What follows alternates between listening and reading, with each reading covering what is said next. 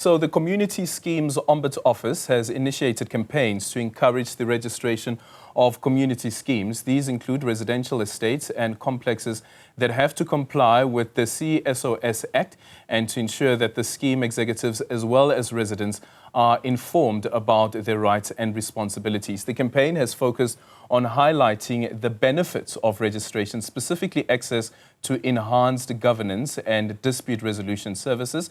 The Ombud Office has also appointed specific field workers via a network of partners to verify and validate schemes nationwide over the next year. For more on this, we are now joined by the Acting Chief Ombud of the CSOS, Kedibone Phetla, who's joining us in studio. Very good morning to you. Thank you so much for making time for us. I want to start off here. The importance of registering. Why? Good morning and good morning to the viewers. It's very important because, I mean, when we established our finding legislation, it says we need to regulate the conduct of the schemes. So as regulating, we need to start with them registering. We need to know the total universe of the schemes.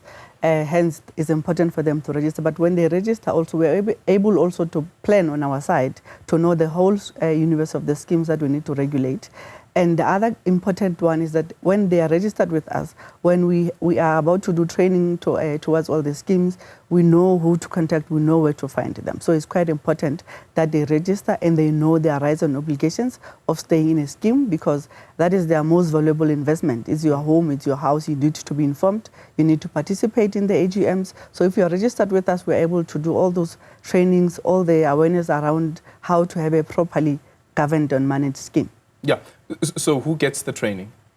The scheme owners, the owners, you own a house in there, the scheme executives. So as an individual property owner, I can actually get training as well? Yes, absolutely. We have trainings. We have offices in all the 8 provinces, excluding Northern Cape. So all our offices are doing training. On a monthly basis, we go out. We even do webinars, because we understand people are at work, sometimes are not able to attend training during the week. Sometimes we do training over the weekend, so that we need to actually reach out, because when people come to us, at the later point when they have got disputes and they didn't know that they actually supposed to participate in the development of the rules in their scheme, so that they can know which are the rules that are governing them in that particular scheme, so that they can be able to have their voice heard and be able to participate. So we do training across the country. Yeah, I've noticed that with some complexes, an example, or schemes, the body corporate would have different rules to what another body corporate has. When you do the training, what's the standard that is being looked at? Like, let's say, for instance, as an example, somebody doesn't pay, doesn't pay rates, and then wants to sell the property. And then the body corporate says, but you still owe us. What's the standard when you deal with issues of that nature? Okay. So, as part of the registration of the schemes, you will submit a form for you to register, and then that form must be accompanied by the rules of a scheme. Okay. We quality assure the rules of each scheme, and for sectional titles, it's a must that your rules must have a Section 10 certificate, must be certified by us, to say they're not infringing on anyone's right, they're not oppressing anyone. Everyone is able to practice their religion if they want to practice that particular religion and their tradition in that particular scheme. So we've issued out a practice directive on undesirable rules that you must not even think of having. But to safeguard that, we quality assure all the rules, and when your rules are infringing on someone's rights, we return them to you to say, please fix 1, 2, 3, 4. You return it to us, we give you a Section 10 certificate. So we have standards, and part of our training is to say what should be in a rule, in your rules, what should not be in your rules, and how you manage, like what you said, the payment of levies. If you owe levies, what is the collective agreement in terms of what should happen? Should we take you to the lawyers? When we take you to the lawyers, who must now incur the cost of the attorneys that will be following up on the debt that you are owing to us? So all those, if you don't participate in your scheme, you will know when it's not nice, and you will not be assisted, unfortunately, because the rules would have been approved and on the table. Yeah. I'm a victim. I'm a victim of that. You should. Speak to us about the typical disputes, though, that you found. Okay. In terms of the CSOS Act, Section 39, we have 7 types of the prayers that you can request for us to assist you to resolve a dispute in your scheme. It's prayers like the meeting that was not well constituted, the trustees that were not well appointed, the maintenance and the use of the common area. So there's quite a number of them in there. So you can approach us, you lodge a dispute with us. The dispute form is on the website. We are still manual now, but we are automating our process that will be running, I think, around May, June. We are just undergoing user testing now. So you lodge a dispute with us, and then we do an assessment if it falls within our jurisdiction. If it doesn't, we decline the dispute. If it does fall, we take it forward to conciliation. We actually want to promote a lot of conciliation, because conciliation is when now you are fighting with your neighbor, your dog is barking, or your water dripped into my flat, and now my TV stand is not, it's breaking up. So we put the two parties together, we conciliate. If the conciliation process did not succeed, we then refer it to an adjudicator who's independent, like a judge, who will make a ruling. And our adjudication orders are equivalent to a high court order or a court order.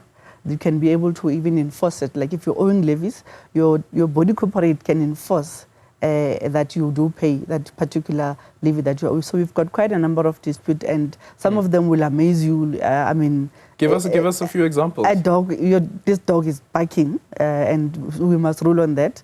There was a so very what do you do? It's a dog, and the dog barks, and what do you do? You know, how do you resolve something like that? Even in conciliation, how do you resolve something like that? Because how am I going to stop my dog from barking? You can't stop. If you've noticed, most of the body corporates, they don't allow animals. Yeah. So then maybe you must go back to the rules and say, do we allow animals or do we not? If we allow animals, then the neighbor has to accept the dog is barking, and that's what the dog do, they bark. Yeah. And but eventually everything around dispute centers around what us as body corporates, as trustees, as the owners have agreed that we will put in our rules. And because of upward mobility, what we've seen is, and I'm going to make an example of Black people coming from townships, coming from the rural areas, and the customs that the traditional cultural customs that we'd normally have. And sometimes you find that the neighbor is going to complain, or the body corporate is going to say, but you can't have umsebenzi lana because this is a sectional title that you have. How do you resolve issues of that nature when it comes to culture, which is actually protected under the Constitution? It is. And remember I made the example of you being able to practice your tradition regardless of where you're staying. So again, back to the rules. If we get a rules that says you cannot slaughter in this scheme, we will not approve those particular rules. We will tell the trustees or the body corporates to amend the rules to be saying you can slaughter. However, there are bylaws that you need to follow. You must also call SPS. So we give you a procedure or a process that you need to follow for you to be able to practice it, but no one can infringe on that right for you to practice that. It's difficult to enforce. It is. It is. I can only imagine. Speak to us about people who want to come in contact with you. How can they do that? We have social media. We're available on Twitter. We are available on Instagram, on TikTok, on Facebook. We also have a website that is running. We also have offices across the country, as I have said, only in Northern Cape. And in some provinces, we have 2 offices, like Western Cape. And KZN, we've got 2 offices. As I said, we also have an automation system, www.connect.org.za. You can register your scheme there. You can also submit your scheme governance documentation for us to quality assure them. You can also start paying now levies. Even our payment module is live on CISO's Connect. And we also have a debt collection process that is going on. There's an estimation of about 70,000 schemes that are in the country. And to date, on our books, we've got about 36,000. So we've still to register about a whole 30, possible 30,000 schemes. And of those that are registered with us, and there is a 70% compliance rate, meaning that there's still a 30% that is not complying to the Act, meaning they are not registered, or they are not paying their levies, or they have not submitted their rules to us, they've not even done their annual returns. And so we have a debt collection process, and we have, I must say today here, that we have had complaints from the industry about them being contacted, even though they've been paying their levies. We've got an issue of people making payments of their levies to us, but using an incorrect reference. So we are unable to detect or to identify that particular payment. So we're saying them can just please bear with us.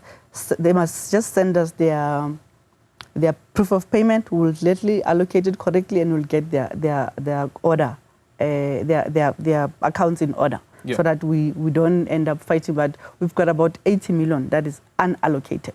Sure. So we know they are frustrated because we come to you, you're not paying, but you know you've been paying. The issue is just the reference that you've been using. We ask them to please cooperate with the debt collection companies that we have, to also cooperate with the field workers that we have that are doing door-to-door verification and validation of the schemes. Okay, I want to just quickly squeeze this one in. Speaking about levies, now speaking about the body corporate, so there's the levies that will be paid every month. Then the body corporate then takes a decision to say that actually we are deciding that we are not going to upgrade any of the infrastructure, we are not going to paint, as an example. What recourse do I then have as the person who owns the property? Because for me, it might just be an investment property as well. So I want to see some appreciation of that property and the maintenance of that property. Okay. The meetings that you said you're not attending, that's where... Don't expose me like that. That's where the budget and the plan for that year of the scheme, it's not the trustees alone. Remember, the trustees are just part of the owners. People that volunteer that I will form part of this governance body. So it's people that are staying there. It starts there with the approval of the budget. It starts there with the plan that we're going to build a tennis court this year, we're going to paint, we're going to do this. And if those things have been agreed in a meeting, but then the trustees are not implementing that together with the managing agent, that's when you lodge a dispute with us, and then it will go through the process that I've said, conciliation, adjudication, and an order will come, forcing the trustees to implement what was agreed in the meeting. And if the meeting was not well constituted, and in that meeting they said we're not going to paint, again you can lodge a dispute to say that meeting that was not well constituted made this decision and I'm not happy with it. Okay. Yeah. Okay, so I must attend meetings. You must attend meetings. So the advice from CSOs is attend meetings. Yes, you attend your AGMs, ensure your scheme is registered and is complying. And pay your levies as well. 100%. Thank you so much for making time for us, Kedibone. Kedibone Phetla is the acting chief ombud for CSOs, and this is a campaign.